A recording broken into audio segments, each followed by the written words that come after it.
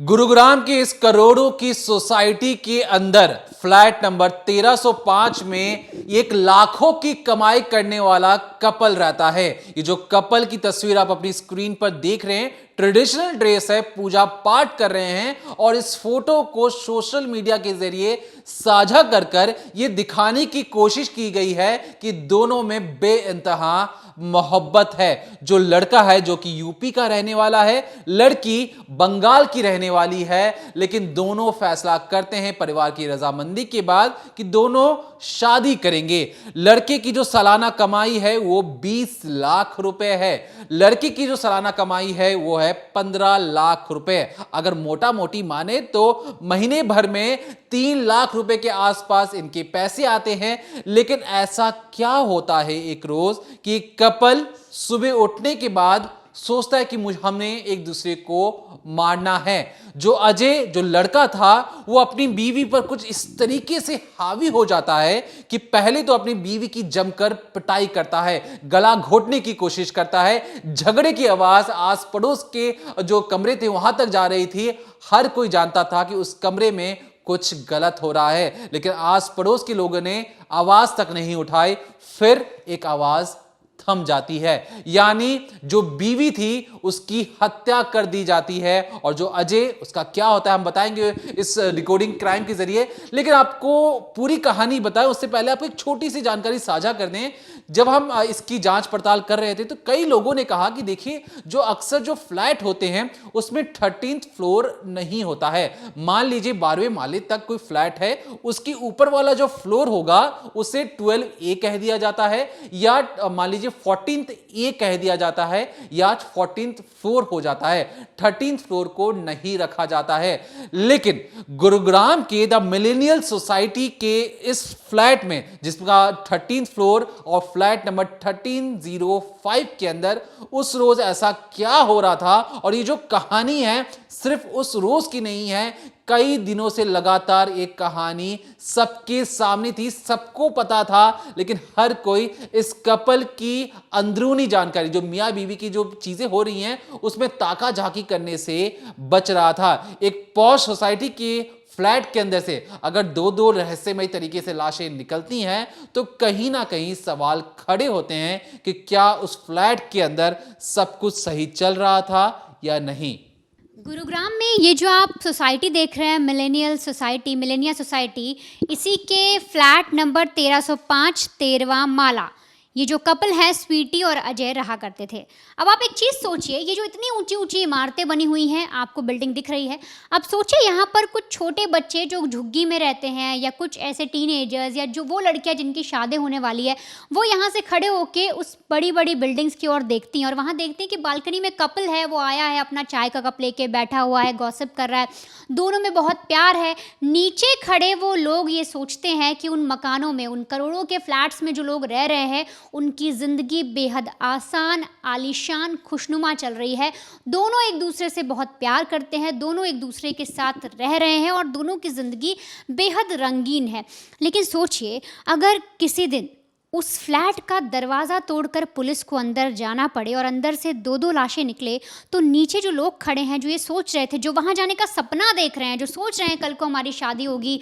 हम ऐसे रहेंगे, हम भी कभी, हमारे पास भी पैसा होगा तो हम इस तरह से किसी फ्लैट या किसी घर में रहेंगे, तो सोचिए उन पर क्या बीतेगी, है वो क्या सोच में पड़ जाएंगे कि क्या सच में जो ज़िंदगी दिखाई जाती है सोशल मीडिया पर, जो हस्बैंड वाइफ की लाइफ दिखाई जाती है, जो इंस्टाग्राम पर रील्स आती हैं, जो इतनी ज़्यादा आजकल सोशल मीडिया पे ट्रेंड भी कर रही हैं ऐसी ऐसी रील्स, तो क्या वो सच में है या सिर्फ बनाई गई एक ढोंग है। इस पूरी जो कहानी है, जो पूरी कहानी हम आपको समझाएंगे, इससे कहीं ना कहीं ये चीज़ें समझ में आएगी कि रील की दुनिया और रियल दुनिया में कितना फ़र्क है, कितना ज़्यादा फ़र्क है। दरअसल ये जो आप तस्वीर देख रहे हैं, ये अजय की तस्वीर है और यूपी का रहने वाला है, और ये जो दूसरी तस्वीर है ये स्वीटी, इनकी पत्नी है, ये बंगाल की रहने वाली हैं। दो कल्चर्स, दो बैकग्राउंड से ये लोग आते हैं। और साल 2020 में जब जो अजय है वो गुरुग्राम के एक कंपनी में काम कर रहा था, वहाँ पर उसकी अच्छी खासी सैलरी थी, 20 लाख का पैकेज था और वो सॉफ्टवेयर इंजीनियर के पद पर तैनात था।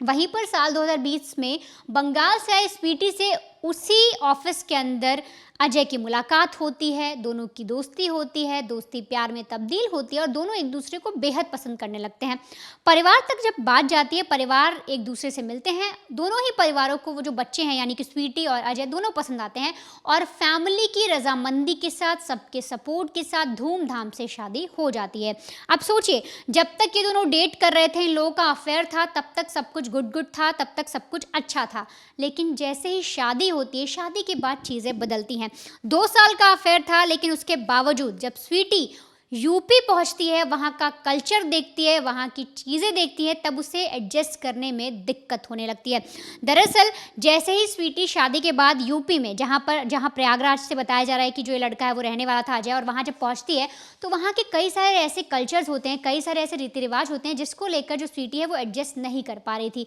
अगर आप भी, बहुत से लोग यूपी से होंगे और जो जानते हैं वहाँ पर क्या क्या ट्रेडिशंस फॉलो किए जाते हैं, शादी के बाद क्या चीज़ें होती हैं। ऐसा हर फैमिली में नहीं होता कि रिस्ट्रिक्शंस हो, लेकिन कुछ हद तक कुछ चीज़ें, कुछ कल्चर जो है वो फॉलो करने पड़ते हैं शादी के बाद, और खासकर जब अपने सास ससुर या अपनी किसी ऐसी फैमिली के साथ रह रहे हों। तो ऐसे में स्वीटी को बहुत सारी चीज़ें अटपटी लगी, वो चीज़ें स्वीकार नहीं कर पा रही थी, वो अपनी लाइफ से निकल नहीं पा रही थी। उसे ये हजम ही नहीं हो पा रहा था कि अब उसकी शादी हो गई है, उस पर सिर्फ अपनी रिस्पॉन्सिबिलिटी नहीं, किसी और की भी रिस्पॉन्सिबिलिटी है। ऐसा सब चीज़ें बढ़ती गई तो इन दोनों ने फैसला किया कि अब यहाँ ना रह के हम फिर से दोबारा जल्द से जल्द, मतलब शादी के बाद कुछ टाइम इन्होंने सोचा था कि अपने घर वालों के साथ रहेंगे, लड़के ने सोचा था। लेकिन चीज़ें इतनी ज़्यादा डिस्टर्बेंस पैदा हो गया कि इन्होंने सोचा फटाफट अब गुरुग्राम निकल लेते हैं और अपनी नौकरी फिर से ज्वाइन करते हैं। यहाँ पर फिर से ये लोग आते हैं और गुरुग्राम में इसी सोसाइटी में, इसी फ्लैट में आप जो देख रहे हैं 1305, यहाँ पर रहना शुरू कर देते हैं और अपना रेगुलर काम जो ये शादी से पहले किया करते थे, एक साथ रहते थे, ऑफिस जाते थे, वो सब करना शुरू करते हैं। अब यहाँ पर स्वीटी ने शादी से 1 महीने पहले अपनी जॉब भी स्विच कर ली थी। अब वो कुछ सी नोकिया आईडी करके ऐसी कंपनी में काम कर रही थी, वहाँ भी उसका पैकेज अच्छा था। कुल मिलाकर फाइनेंशियली इंडिपेंडेंट थे और फाइनेंशियली बहुत स्ट्रांग थे ये लोग, अच्छा खासा जीवन इनका चल सकता था। लेकिन कहानी बदल जाती है।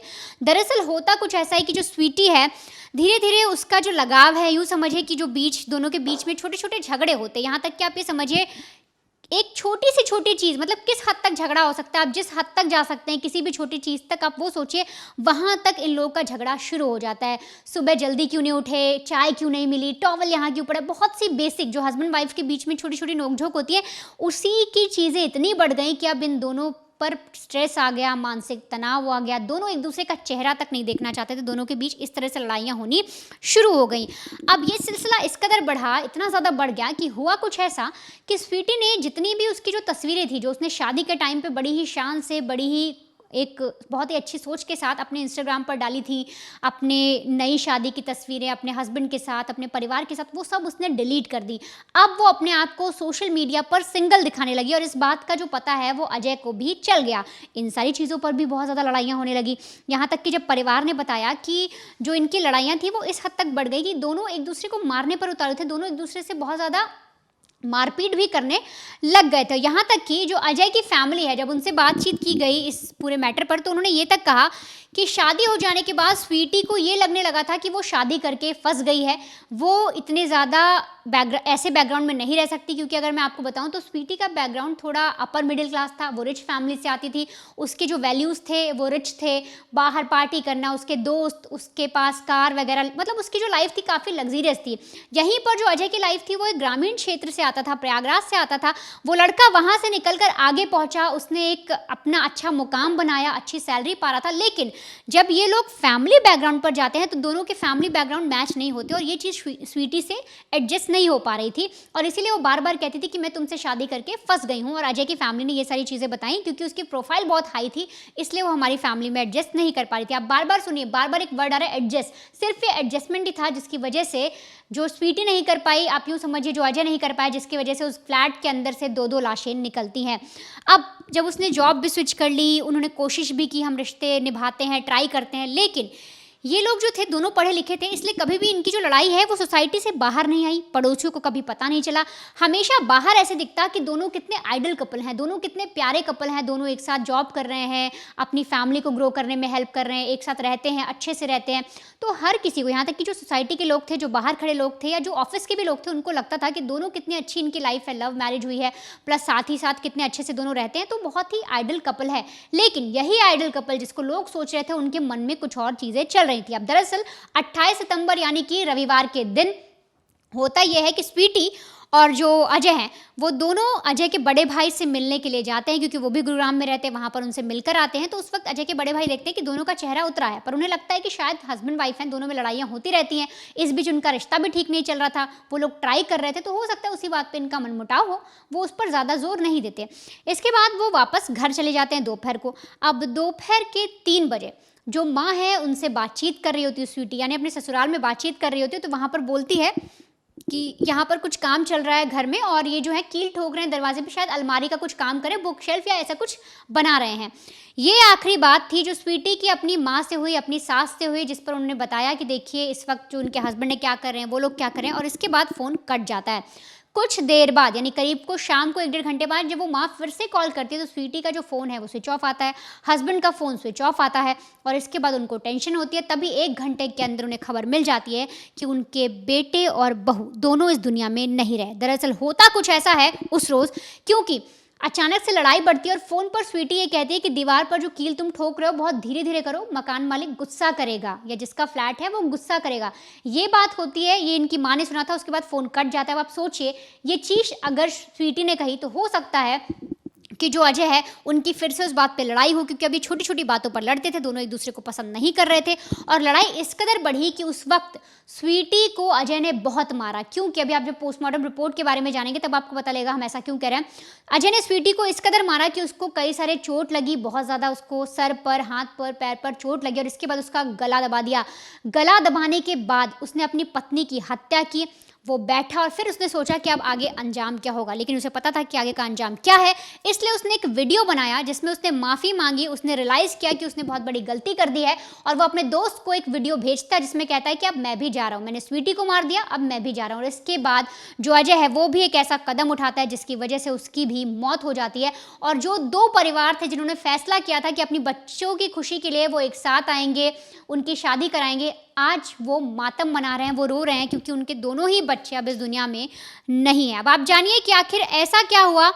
कि ये जो पोस्टमार्टम रिपोर्ट निकल कर आई उसमें क्या सामने आया, क्या चीज़ें पता लगी, किस तरह से स्वीटी की हत्या की गई, और पुलिस ने इस पूरे रिपोर्ट पर क्या चीज़ें कही हैं, और आगे की जो चीज़ें हैं, जो इन्वेस्टिगेशन है वो कैसे की जा रही है। देखिए, ये जो पूरी वारदात थी ये गुरुग्राम में शुरू हुई और गुरुग्राम में ही ख़त्म हो गई, लेकिन इसकी जानकारी जो नोएडा जो भाई है अजय, उसका जो बड़ा भाई विनय, वो नोएडा में बतौर सरकारी कॉन्ट्रैक्टर काम करता है। जब उसे सारी चीज़ें पता लगी तो वो मुआयना करने के लिए वहाँ पर गया, तो उसने देखा कि उसके भाई की हालत कुछ इस तरीके से कि वो इस दुनिया को छोड़कर जा चुका है। अब परिवार से उम्मीद थी कि क्या परिवार पोस्टमार्टम के लिए हाँ कहेगा, नहीं कहेगा, लेकिन जो लड़की की जो हालत को देखकर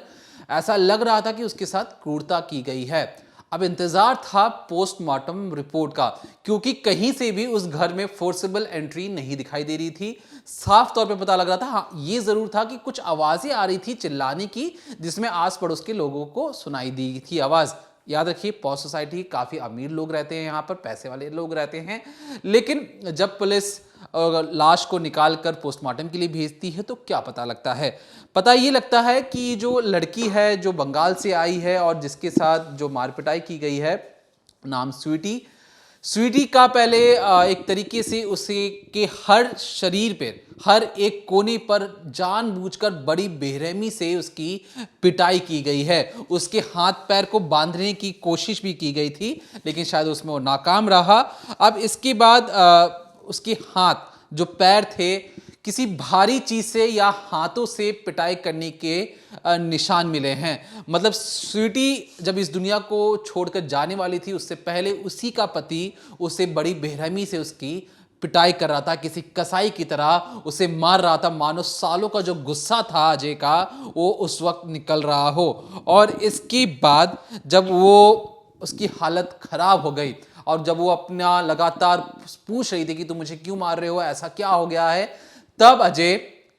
गला दबाना शुरू कर देता है, अपनी बीवी का गला दबाकर मौत के घाट उतारता है। लेकिन मौत देने से पहले उसने उसके साथ जिस तरीके से बड़ी बेरहमी से उस घर के अंदर फ्लैट नंबर 1305 के अंदर मार पिटाई की, वो कहीं से भी जायज नहीं ठहराया जा सकती। क्योंकि ये जो अजय है, इसने जो वीडियो बनाकर कहा कि देखो मैं परेशान था, मैं भी अब इस दुनिया को छोड़कर जा रहा हूं, लेकिन उसे पता था कि जो उसने उस फ्रेम में जो आने वाली जो चीजें नहीं थी, जो पीछे वाला जो हिस्सा था जहां पे उसने अपनी बीवी को मौत के घाट उतार दिया, उसे समझ में आ चुका था कि उससे बहुत बड़ी गलती हो गई है। गुस्से में ही उसने अपनी बीवी को मौत के घाट उतार दिया। अब पुलिस भी उसे पकड़ेगी, समाज उस पर थूकेगा और इसलिए उसे वो फैसला करता है कि मैं भी इस दुनिया को छोड़कर चले जाऊंगा। जब ये पूरी कहानी शुरू होती है तो इस पूरी कहानी में पुलिस तो पहले इसे कुछ और मामले के तहत इस पूरा मामला दर्ज था, लेकिन जो आकाश शर्मा है, जो स्वीटी का भाई है, बड़ा भाई है,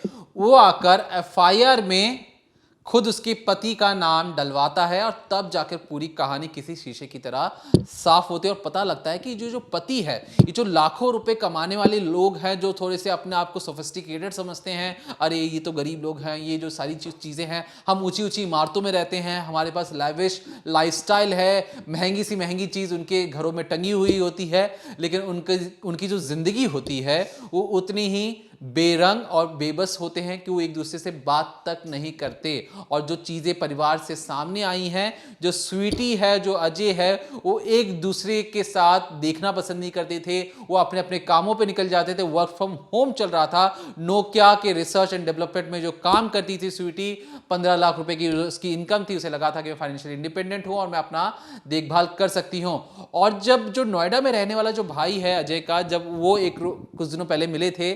तब उसकी भाई को शक हुआ था कि इन दोनों के बीच में कुछ दिक्कत है, लेकिन और ये दोनों उदास हैं, लेकिन उसे लगा, भाई को लगा कि मियाँ बीवी आपसी मामला है, हो सकता है कुछ अनबन हो और इसलिए एक दूसरे से बातचीत नहीं कर रहे हों। लेकिन बार बार बड़े भाई के द्वारा पूछने के बाद भी कि क्या तुम्हारे बीच सब कुछ ठीक है, अजय का बार बार ये कहना था कि हाँ भैया सब कुछ ठीक है, कोई दिक्कत नहीं है, आपको शायद गलतफहमी हुई है। और वो जो भैया को जो गलतफहमी हुई थी, उसका अंजाम ये हुआ कि उस फ्लैट के अंदर से रहस्यमय तरीके से दो लाशें निकलकर सामने आती हैं। अब पुलिस इस केस को क्लोजर रिपोर्ट देकर, क्योंकि जो अपराधी था वो भी इस दुनिया को छोड़कर जा चुका है, उसी क्राइम सीन पर, जो क्राइम सीन था वहीं पर उसकी बॉडी भी मिल जाती है, जिसकी हत्या की उसकी बॉडी मिल जाती है। तो इस पूरे केस को क्लोजर रिपोर्ट डालकर बंद करने की कवायद शुरू हो चुकी है। लेकिन एक आखिरी जो दांव पेच है कि क्या किसी के दबाव में, किसी और रिश्ते की वजह से क्या कहानी में कुछ और भी हो सकता है। तो लास्ट जो पुलिस है दोनों की जिंदगी को अच्छी तरीके से खंगाल रही है, उनके सोशल मीडिया हैंडल से लेकर उनके चैट से लेकर हर एक चीज को परखा जा रहा है कि कहीं से कोई सिरा पुलिस से छूट ना जाओ, इस पूरे केस को और कहीं कमजोर ना पड़ जाए। तो फिलहाल के लिए पुलिस के बाद जो अपडेट्स थी हमने आप तक पहुंचाने की कोशिश की है और बताने की ये भी कोशिश की है कि देखिए, जो दुनिया दूर से चमकती हुई नजर आती है, जब आप उसके करीब पहुंचते हैं तो आपको पता लगता है कि वो उतना ही काला और अंधेरे से भरा हुआ है। तो खुश रहिए और कोशिश कीजिए कि जो आपके आसपास लोग रह रहे हैं वो भी खुश रहें, हंसते रहें, क्योंकि देखिए जिंदगी बहुत छोटी है और अगर आप इसे गमगीन और रोते हुए बिताना चाहते हैं तो ये आप पर है, और अगर आप छोटी छोटी खुशियों में खुश होकर एक अच्छी जिंदगी जीना चाहते हैं तो ये भी आप पर है। तो ये आपके ऊपर फैसला है कि आप कौन सी जिंदगी को पसंद करते हैं,